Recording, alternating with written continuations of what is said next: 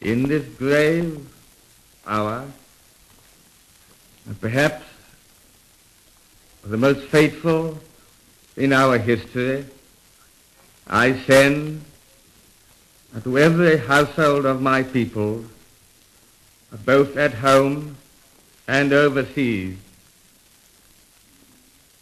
this message,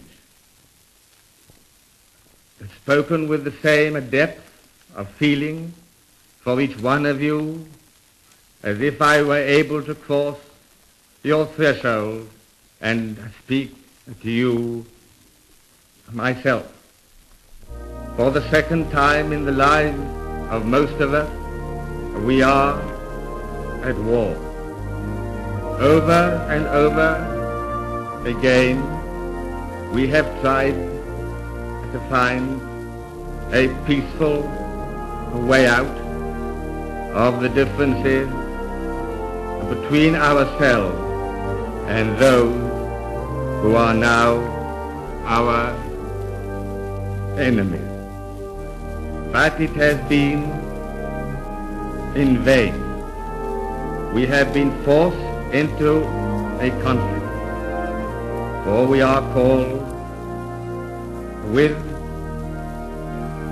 our allies to meet the challenge of a principle which, if it were to prevail, would be fatal to any civilized order in the world.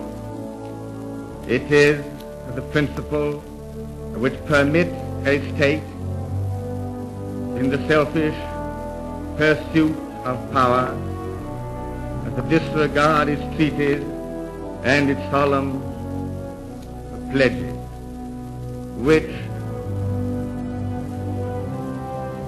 sanctions the use of force or threat of force against the sovereignty and independence of other states.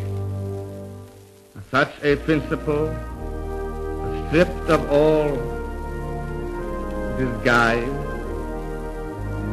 is surely the mere primitive doctrine that might is right. And if this principle were established throughout the world, the freedom of our own country and of the whole British Commonwealth of Nations would be in danger.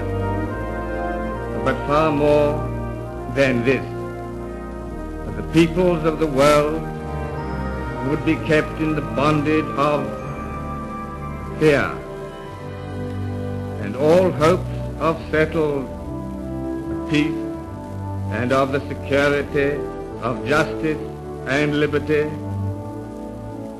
among nations would be ended. This is the ultimate issue which confronts us. For the sake of all that we ourselves hold dear, and of the world order and peace, it is unthinkable that we should refuse to meet the challenge. It is to this high purpose that I now call my people at home and my peoples across the seas, who will make our cause their own. I ask them to stand calm and firm and united in this time of trial. The task will be hard. There may be dark days ahead, and war can no longer be confined to the battlefield. But we can only do the right as we see the right, and reverently commit our cause to God. If one and all we keep resolutely faithful to it, ready for whatever service or sacrifice it may demand, then, with God's help, we shall prevail.